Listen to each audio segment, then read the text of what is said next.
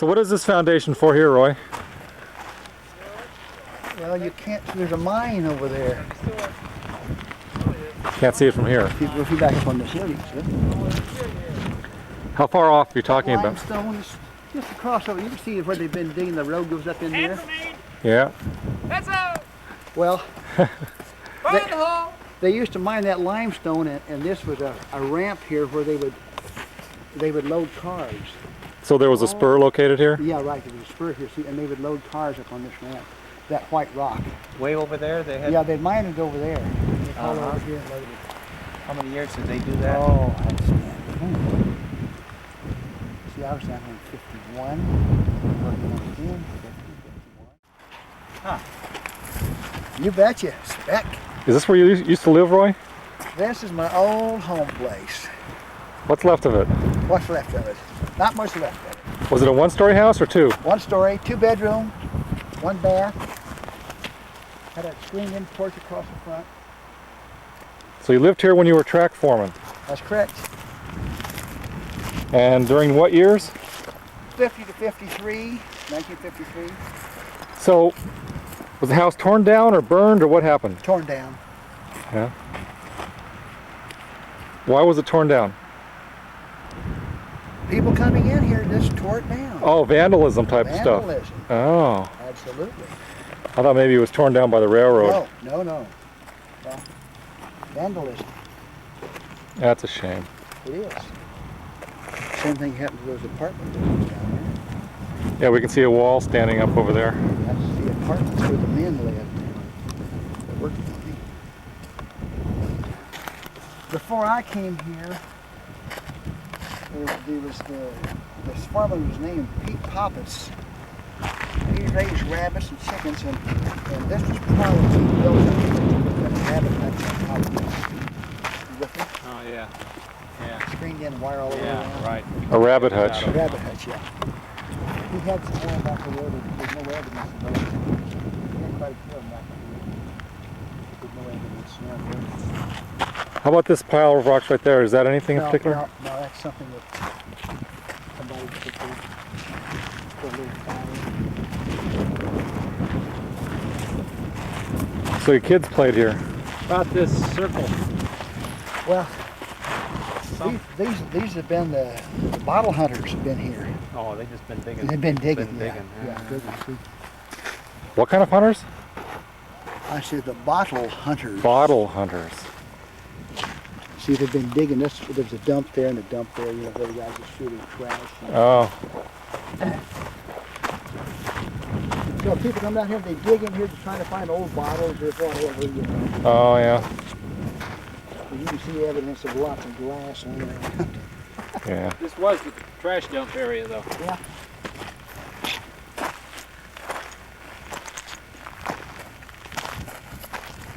They hadn't got on to the no litter system yet. No. They figured out here it doesn't make any difference, huh?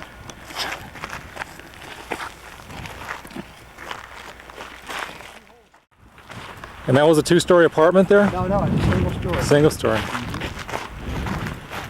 How many apartments in there? I think there was 3 or 4. See, all these fellas that work for me, there weren't any women here. They were all single guys. They're married guys and their family was in Mexico. They lived in Mexico? No, that's where they were from. Oh, yeah. They were all illegals in those days. And this red brick is the building material? That's it. That's what the walls are made out of. So it's well insulated from the heat. Yeah. So they stayed fairly tolerable in the winter, in the summertime? Oh yeah, that wasn't too bad.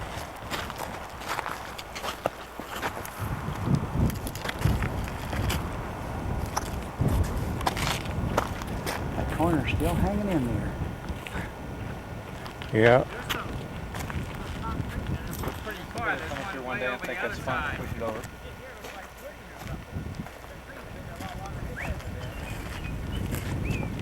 What was this other pad back here?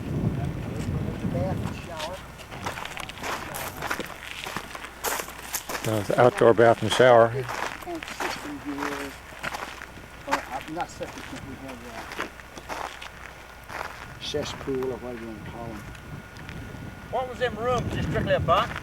Yeah, that's just apartments for the men that lived here or worked for me. Yeah. You say they were they all Mexicans? When I first came here, yeah. Yeah.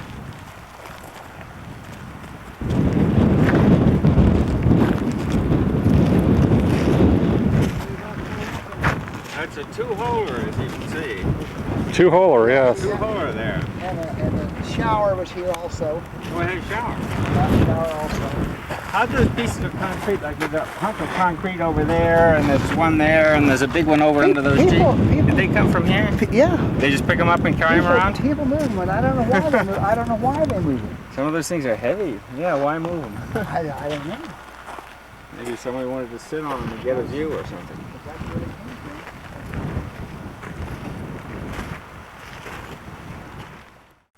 from. Roy, you said when you lived out here, your child was 3 years old? Yeah. And how old was he when you left? He was 5. So Six, almost 6. So he hadn't really started school yet? No, that's when we had to go to school. Yeah. And here? No schools around here.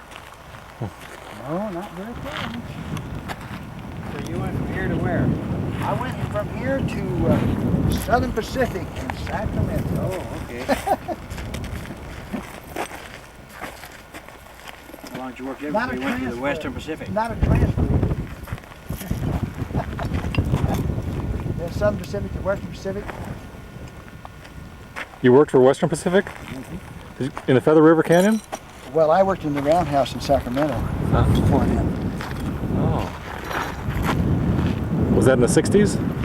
Yeah, that was the year. Remember the year the SP train got hung in the mountains up there that year? 52. The streamliner got stopped up in the mountains. That was 52, wasn't Donner it? Pass, yeah. Yeah. That's the year I worked there.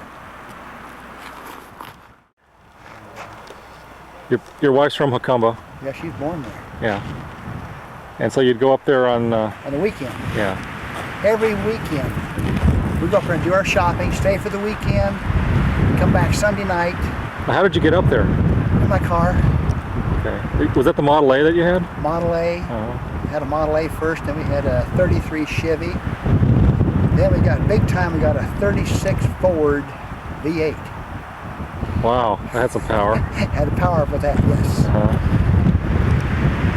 No, that's about it. Wasn't much excitement down here. In the evening, we used to go out and walk around. So what sort of things did you think about trying to figure out a way to get out of it living down here? Well, we kept thinking that some other section would come up for bid, and I could bid on that, and we could move out of here before our boy got old enough to go to school, but that never did come about. So when he got old enough to go to school, we moved. We left the railroad. You quit the railroad altogether? Quit the railroad. Is that when you went to Sacramento for SP? Right. Oh. There wasn't any other place to go. And none of the other foremen wanted to, they didn't want to swap places, from Campo or High Pass. They didn't want to swap and come down here. No. I don't blame them. Oh.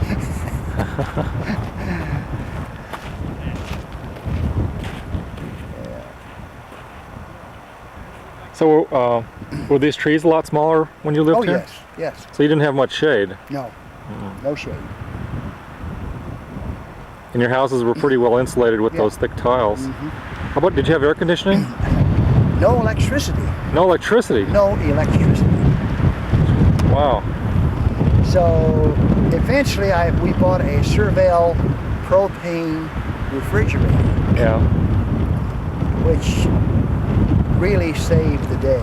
You could come in from work, be 115 out here, and go inside, and you could have a cold glass of water with ice in it, or a cold soda pop with ice in it. Uh-huh. I tell you, that was worth plenty. Sure. Well, what kind of heat did you have in the winter? We just had a wood stove. Yeah. My wife cooked on a wood stove, believe that or not. See. So what was your wood supply? Redwood ties that we took out of the track, we'd haul them home, get up here and saw them up and split them. So of course you were sawing by hand since you had no By hand, electricity. 2 men on a crosscut saw. It was pretty primitive, but yet there's a certain nice thing about it, living out here quiet, away from the hubbub and the bustle of things going on in the city. Was it for 2 years? Yeah, almost 3 years. Yeah, the desolation has its advantages. It does. It really does. How often did you get into San Diego when you lived out here? Hardly ever. Did you go to El Centro more often? El Centro. Yeah. Went to El Centro more often. Is that where you did? Oh, you did your shopping in Acumba. We did most of it in Acumba. Once in a while we go to El Centro and do shopping down there, but mostly in Acumba. So, was it a town of many bars? Was it the kind of place? In Acumba there was one bar. It was called the Cave at that time. Acumba, the population was about 425 people lived in Acumba. And quite a few of the people there worked on the railroad. And there was a dairy at Acumba at that time, Mountain Meadow Dairy. Quite a few people worked there. There was a few retirees, and some of them worked on the State Highway Department. And that was about it. Some retirees living there. Of course, my dad was a section foreman at Acumba at that time. Your dad was? Yes. And your father-in-law was also a section foreman? My father was a section foreman, but that was in the 20s, early 20s. So when he was a section foreman. So your wife's from a railroad family. That's also. Right. Did she have brothers working on the railroad? Yes. And you did also? I did also. Any of them still working for the railroad? No, my brother is 2 years younger than me. He retired about 8 years ago from the SD&AE. He lives in Chula Vista. You live in Lakeside? I'm in Lakeside. Did you ever go out and go as far as Foster, where the tracks went? I think in 1916 the tracks were washed out. That's right. And there was a turntable at Foster. I never saw that because I moved to Lakeside in 1955. Yeah. And there wasn't any evidence of Foster. No, it was all torn out. San Vicente Dam's been built, you know, almost where the Foster was. Right. So there's no evidence of that.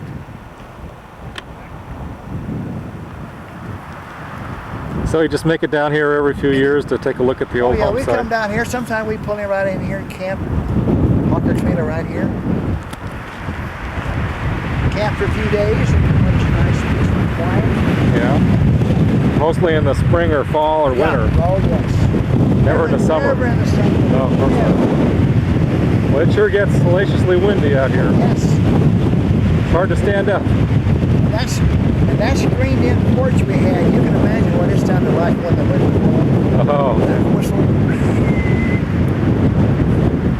My wife used to get rather upset with that wind blowing. I bet.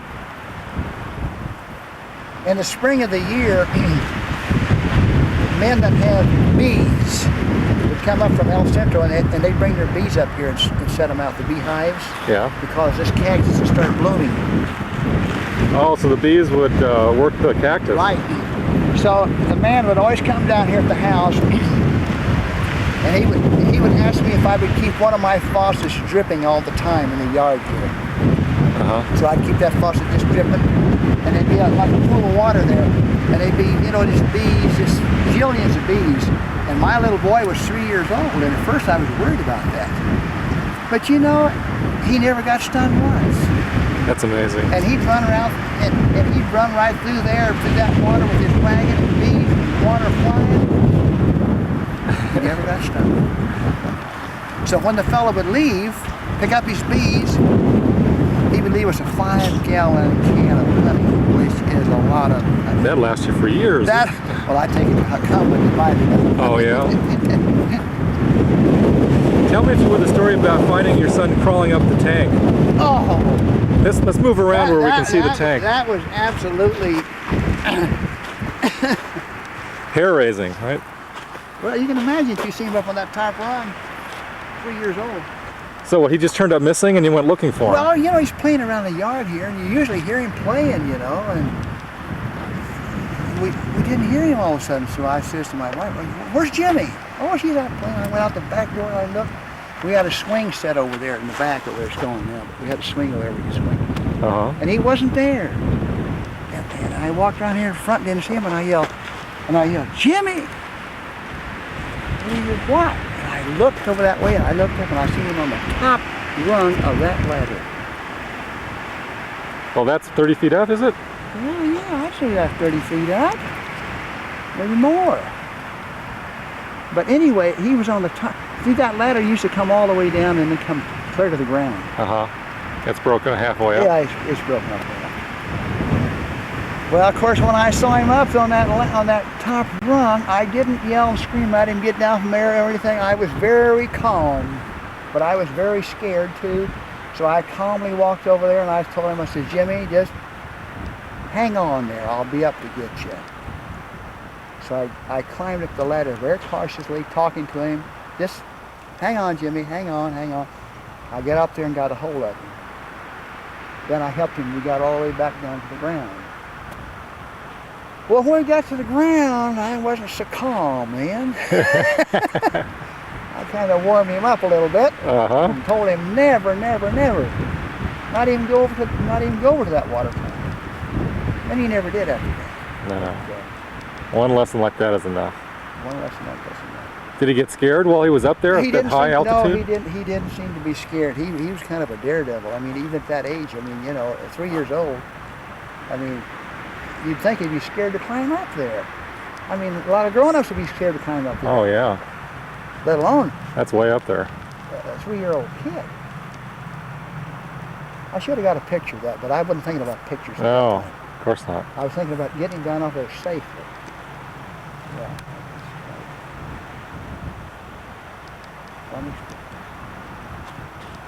So what was the hottest it ever got out here when you lived here? I really don't know.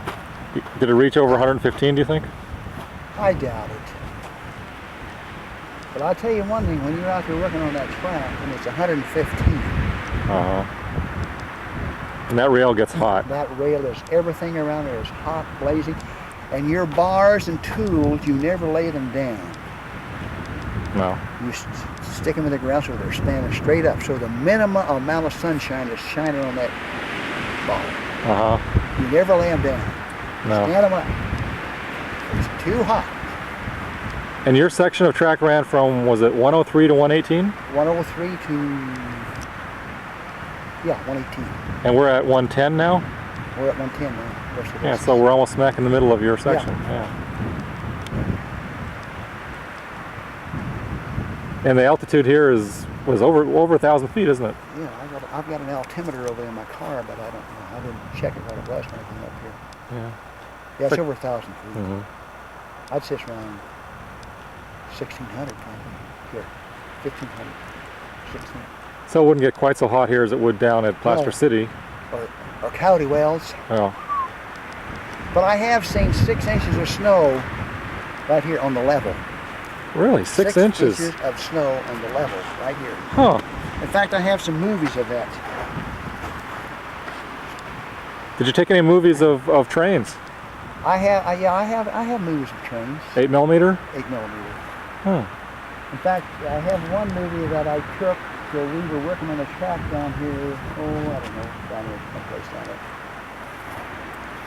Have a picture of the train coming, coming, and this engine's went on by. Uh-huh. Then I have some movies of trains coming into Hucumber from High Pass. Then I have part of that movie is we're on the motor car coming down through the gorge, coming through the tunnels, out across the bridges. Oh, that must be fantastic. Yeah, it's quite a...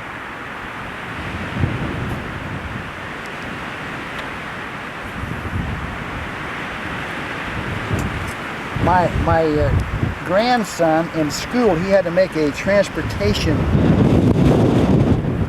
video.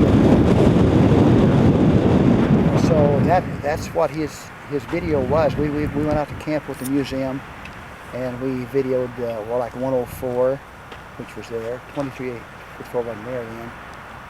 We did that, and we did the Crucia Gorge coach, and we did the train leaving and coming back into Campo. And then we went down and we had this other, my 8mm dubbed into this video that he took. Yeah. Well, at school he won, like I was first or second place in that video transportation thing he put on. Mm-hmm. That was pretty neat. Great. Well, can you think of any more hair-raising stories before we go up to the That's about spring? it. That's about it. Well, that's wonderful. Thanks a lot. You're welcome. Okay, Roy's been telling us on the way up back from Dos Cabezas a couple interesting stories. I'd like him to repeat it here for the camera. Pete Pappas was the section foreman here before I was. I think he lived here about 20 years. And his daughters used to catch the train, passenger train here in the morning, ride to Hucumba, go to school, and catch the passenger train and come back home in the evening, which was very convenient because there are no schools in Dos Cabezas. Right, and no buses either. So No buses. Yeah, so it was commuting by rail. That's the only way you could go to school from here. So where was the station or the point where it No would stop? station. Would it just stop right along here? Just right here. Yeah, They just walked out here's the track, right near the tank. right near the track. Okay. And then about your wife and son. And then my wife, my 3-year-old boy, sometimes they'd want to go up to Hucumba during the week. So my wife would just walk out to the track, and as soon as the train came around the curve where they could see her, she just gave them a little washout like this, and they always answered with 2 toots on the whistle. They'd slow way down. The conductor would open the door on the coach and get down, and they wouldn't come to a complete stop. They'd slow way down, and he'd jump off the train, run along, get my wife and my little boy back on, jump on, give him a highball. They didn't want to come to a stop. Didn't want to come to a stop on this grade. Too hard to get started Too again. hard to get started, too much trouble. Great story. So we just slow down and get them on there and keep going. Thanks a lot, Roy. You bet.